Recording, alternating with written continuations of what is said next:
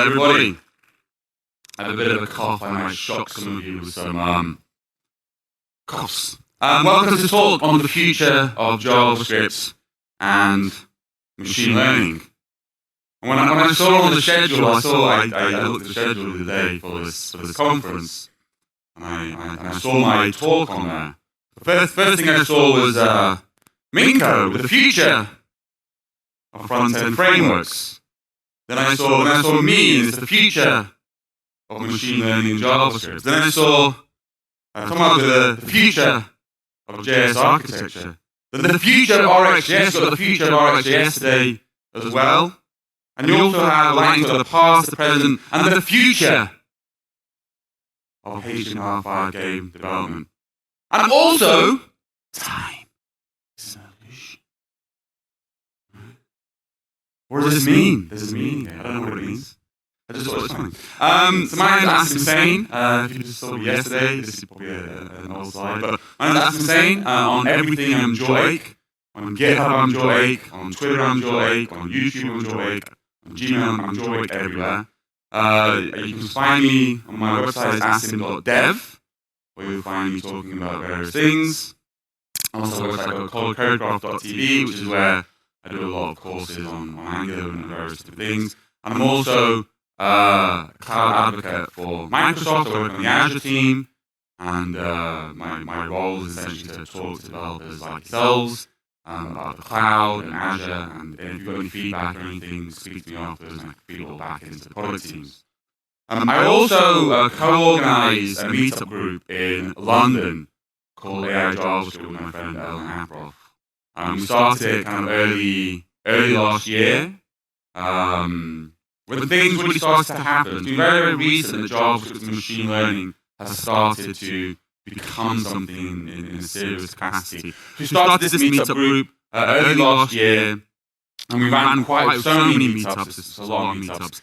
And sometimes after the meetup, somebody would come up to us and go, "Oh, Asim L, there's this really good example of a website or a JavaScript application that demonstrates some feature of AI. That's really, really cool." But fantastic, excellent.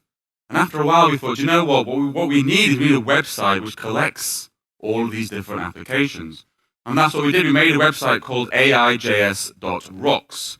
And if you go to aijs.rocks, what you'll find is a whole bunch of different examples of JavaScript applications, usually browser-based JavaScript applications, that demonstrates some aspect of AI or machine learning. Now, because it's browser-based, means you can play around with it, it does something, you can be inspired, you can think, oh, that's cool. But because it's JavaScript also, everything on there is open source. So everything there has at least a link to the source code on GitHub. So if you see something you like and you think that's interesting, you can look at the source code and perhaps see how it was built. And some of it has like some more detailed instructions for exactly how it was built, and you can learn a lot about it.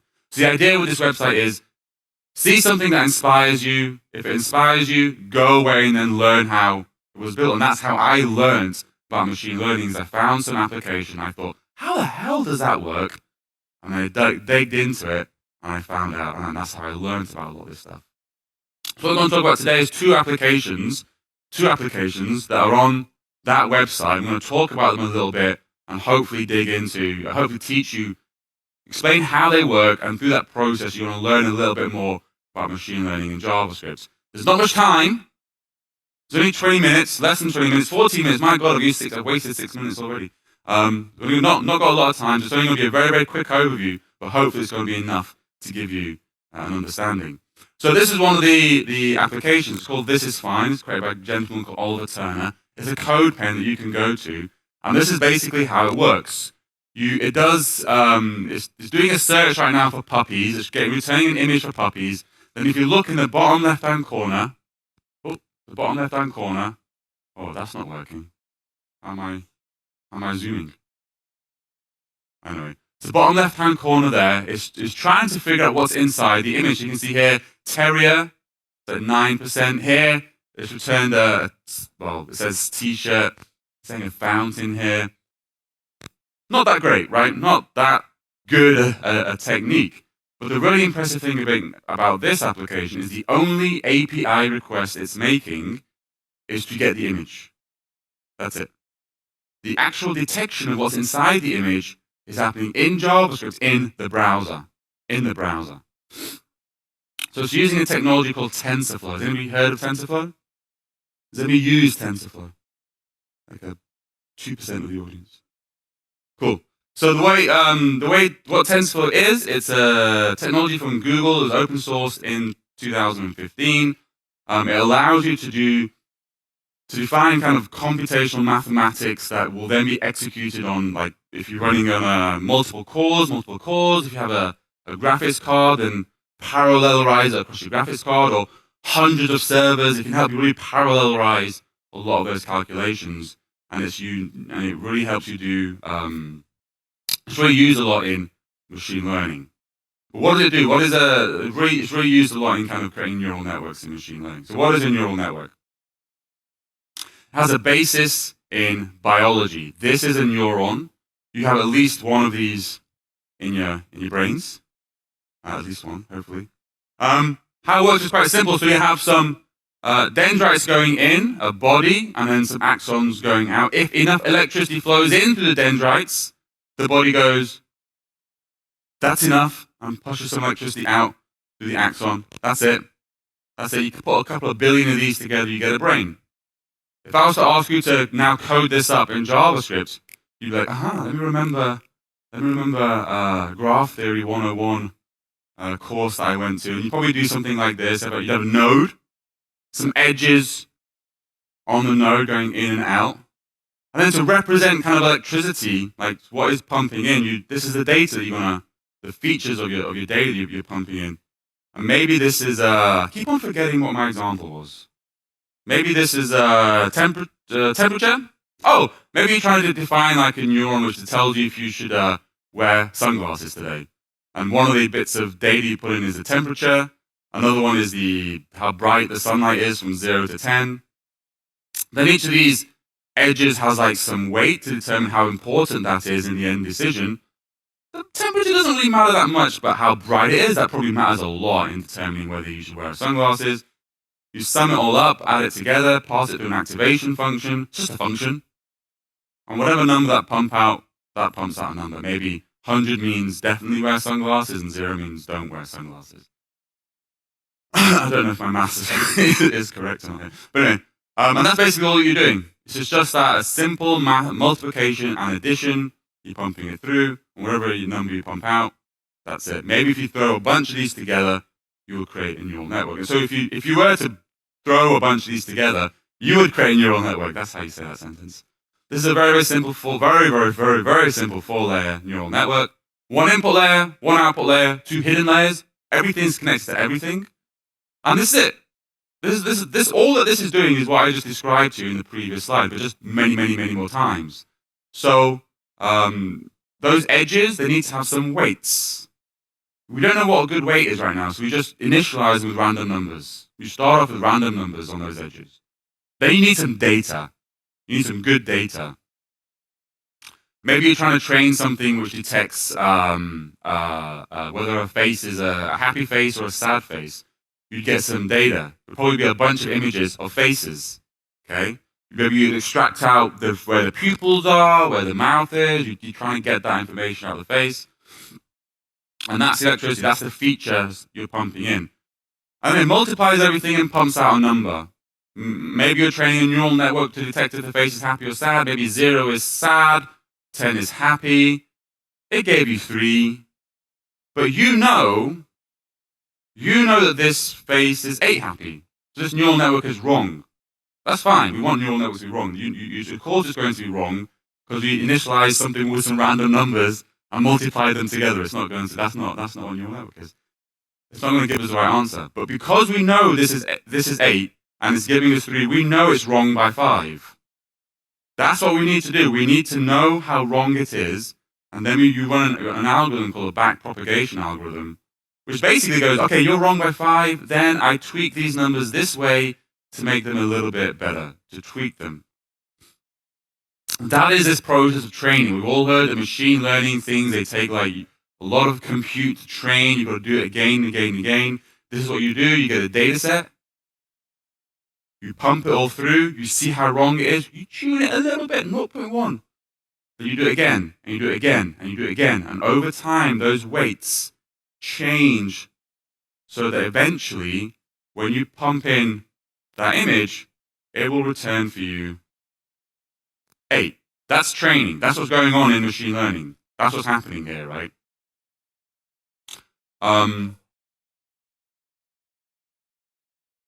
So that's what you'd use that's TensorFlow, and that's how you'd use TensorFlow to train a neural network. But TensorFlow itself is written in, I think, C++. I can't remember the exact language, but it's basically it's not something you can typically use inside a browser, right? You have to install TensorFlow on your computer in order to use TensorFlow. But early last year, they launched. Don't we like it when somebody adds .js at the end of things? It makes us really happy, right? So it makes us really happy. But the thing is, when I first saw TensorFlow.js, I first thought it was like a binding. So you still have to install TensorFlow in order to use TensorFlow.js, right? But no, TensorFlow.js, when using the browser, is a complete rewrite of TensorFlow in JavaScript. A complete rewrite in TensorFlow in JavaScript. What does that mean? Well, that just means this. It means now, if you want to do TensorFlow, if you want to do machine learning with JavaScript, this is it. This is all you need to do. Well, maybe the first one, you probably might need to do an npm install as well. But anyway, if you're doing kind of more modern development, you probably do something like this with some Webpack or parcel thing. If you're like me, you just use a script tag. That's it. You drop a script tag in. That's all you need to do machine learning in the browser. If you're doing TensorFlow.js does work with Node. When you use it with Node, it does install TensorFlow and it does something a bit different. But in the browser, it's rewritten. It's completely written rewritten in JavaScript. What does that mean? It means you can do the thing I just described to you. That thing with the neural network, with the nodes, with the training, with the tweaking, and adjusting the weights. You can do that with TensorFlow.js in the browser. This is the subset of the code that you'd need. But you can do that with TensorFlow.js. Or you can load a pre-trained model. Okay? A model that somebody else has trained, maybe on 10 computers, maybe on 100 computers, whatever. They've trained it, and they've saved it and exported it as JSON. If you can get access to that, you can just load that model and use it. And if you go to the TensorFlow.org/JS website, you'll find a whole bunch of pre-trained models that you can start with. They do a whole bunch of different types of things. Okay. Excuse me. And so going back to that demo, what happened is that Oliver used a pre-trained model called MobileNet, which is a pre-trained model that can detect just 1,000 things in the world. You can give an image, and it'll try and figure out if it's one of those 1,000 things. And that's all you need to use MobileNet. 4 lines of code. Import it, get the document, get the image, load the model. And what this does is it loads kind of that .load model JSON. It might take a little bit of time. It's still not that small. It's quite a few megabytes. But it's mobile. It's small enough it's possible to load it in the browser. And then all you have to do is do model.classify, pass in the image, and it gives you those predictions, those percentages of what's inside it, and that's it. 4 lines of code. 4 lines of code to detect what's in an image, right? Kind of crazy. I think like 10 years ago, we still couldn't tell whether an image was a cat or a dog, even if you use 1,000 computers.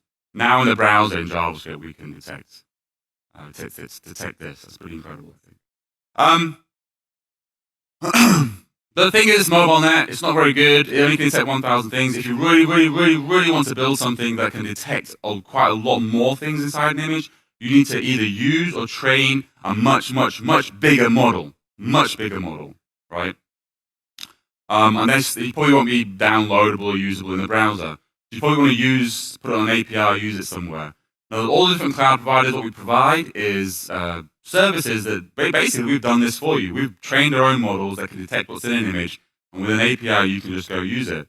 So in Azure, we've got one called Computer Vision, and it returns an incredible amount of you pass it an image, it returns an incredible amount of information about what it thinks is inside the image.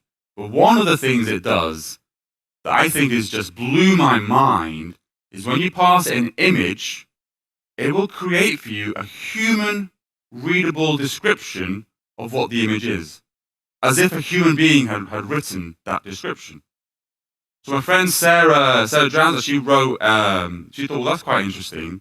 And wouldn't that be useful for accessibility? You know, when we put an image tag in a website, we're supposed to put an alt, so we describe what's in the image, so a screen reader will go through, and if somebody can't read, it'll read the description of the image. We're supposed to do that. We don't always do that. Wouldn't it be cool if there was something that would go through and figure out what your alt tag should be and put that in? She made like a quick demo of it in a code pen, and this is it. You basically can pass an image, and does anybody know this TV show? Hands up. God, nobody knows. It's like something like 4 people in this audience. This is like *Halt and Catch Fire*. I highly, highly recommend you watch this TV show. It's about the birth of kind of our world. Starts in 1985 when the people are trying to create the first laptop, and it ends in kind of 1993 with kind of the birth of the internet. It's a very, very interesting show. But anyway, so this is a picture of the characters, and it comes up when you part that the API returns this. Mackenzie Davies, who's the actress, the name of the actress, and all standing in front of a building. So not 3 people, but the actual name of the actress that came up with that. It's pretty cool, right? But Sarah released this on Twitter, and as is usual on Twitter, everybody's very, very helpful. And they helpfully told her when it was wrong. Okay. Here's one. Somebody said, oh, this says Starfield Sky, the text says for something. Okay. Not quite right. The next one could be true. The next one could be true.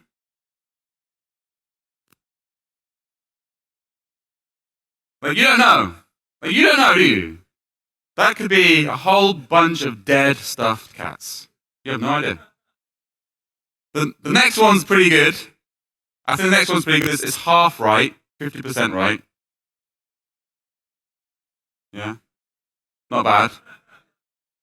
Okay, it's not perfect, but it's still a lot better than 9.46% terrier, right? So it does a lot more than that. So just to summarize, oh my god, I'm going to be over. I'm so sorry. Just to summarize, TensorFlow, if you take one takeaway from this talk, it's this one. TensorFlow.js doesn't have any dependencies when using the browser, right? If you want to go play around with it, that's all you'll need. MobileNet is a really simple way to analyze images. When I give workshops on this, I start off with MobileNet. It's a very easy way to dip your toe if you're trying to like explore this space. If you really, really, really want to do something with images, though, probably start off with an API like the Azure Computer Vision API. All right, next demo. One of my favorites, image to image. Really, really good. All this stuff is on the AIJS.rocks website if you want to dig into a bit more. But the best way to explain image to image to you is just to show you.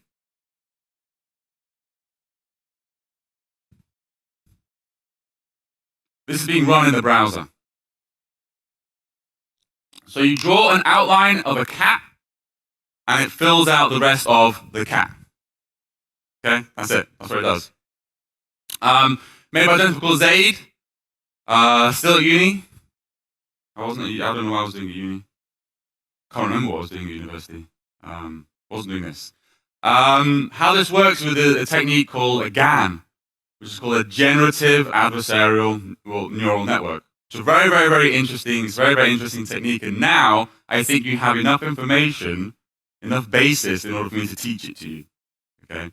So how a GAN works, it has 2 neural networks that are fighting with each other. Adversarial. They compete with each other. Okay. What you have is something called a generator and a discriminator. So the generator's job is to generate images of cats. The discriminator's job is to tell whether this cat is a fake cat image or a real cat image. There's 2 neural networks, 2 different jobs. Excuse me. So with the generator, you need to pass in some inputs. What do you pass into the first layer?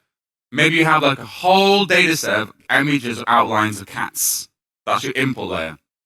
You pump that in, and the generator then does all that multiplication and pumps out an image of a cat. It's not going to do a very good job to begin with because it all got randomized initially with random numbers. So it's going to probably give you noise. But it doesn't matter. You take all those images that it generated and you mix it up with real cat images You mix it all up together, and you pass all of those into the discriminator, and the discriminator's job is to figure out if it's a real cat image or a fake cat image. But remember, the discriminator will just initialize with random numbers as well, so it doesn't really know what it's doing. So it's probably going to start off by saying, okay, that's a fake one and that's a real one. Wrong. But when it's wrong, what do we do with neural networks? We figure out how wrong it is numerically, and then we use that backpropagation algorithm to tweak it so that it learns and becomes better. We're adjusting those weights a little bit. So when the discriminator gets better, well, then that means the generator's not doing a good job at generating cat images. So this generator is tweaked, and those weights are adjusted so it becomes better. And that's what happens. The discriminator and generator are fighting each other. The generator is becoming better at generating cat images. The discriminator is becoming better at discriminating. And they get better, fighting with each other. Until eventually the generator is doing such a good job of generating cat images that the discriminator can't tell anymore. And you're like, I'm done with this now. You throw away the discriminator. We don't care about the discriminator anymore. We care about the generator. You export that. What that happened there, that you probably can't do that in the browser in JavaScript. But what you do is you take that model, you export it as JSON, then you load it in the browser with TensorFlow.load model, and boom. You just draw on a canvas and it will generate cat images. That's all it's doing. It's pretty cool. But what's the point? What's the point? What's the usefulness of this technology? Right? Well, it doesn't have to. It doesn't have to generate. It doesn't have to just work with cats. You can make it work with anything, right? Here you go. So the outline on the left is the input, and the colorful image on the right is the output, right? But this isn't image to image. This is a different algorithm called vid to vid. Okay. This isn't working in the browser yet, okay? But it's vid to vid, right? It's generated videos. How about one input and multiple outputs? That's quite interesting. Yeah? The input doesn't have to be outlines. The input can be anything you want it to be. Anything you want it to be. So the input, this was another example where the input is a segmented image which gives perhaps some information about depth, right? And you do this. She's not dancing. Right? But again, the input could be anything you want it to be. Anything at all. The input could be text. Just some text. So there's another one. The text at the top is the input that you put in. So this flower has long, thin yellow petals and a lot of yellow anthers in the center. This is after 600 iterations. It's okay. This is after 1200 iterations, and that's good. It's not so good. The rest of these are good, right? How about birds? This bird is black, white, and brown in color with a brown beak. You just type that in, and the model will return for you. Well, after 1200 returns, this is okay, this is good, no, not so good. But still pretty good. It's generating images from textual descriptions that you can just type in, and it'll create it for you. How far away do you think we are? How far away do you think we are from somebody typing into a website, giving me an e-commerce platform based on this architecture, hosted on Azure? The primary color is blue. I'm going to be selling Ferraris. Go. Right. Remember 10 years ago we couldn't tell an image was a cat or a dog. So that's it. Summary. GANs, they learn to generate new images. They're generative. That's what's so beautiful about them. They create. They're artistic. They're creative. They take a lot of computation to train, but the generated model can be exported and run in the browser. That's possible. That's it. I am writing a book on TensorFlow.js. If you want to know when it gets released, just take a picture there and subscribe, and I'll let you know. And also, if you, the next one. I have another tutorial if you want to learn it, where I teach you how to create an AI Slack bot called Emojify. I haven't had time to explain it today, but if you want to learn how to do that, you can go check it out there. It's completely free. And that's it. Thank you very much for your time.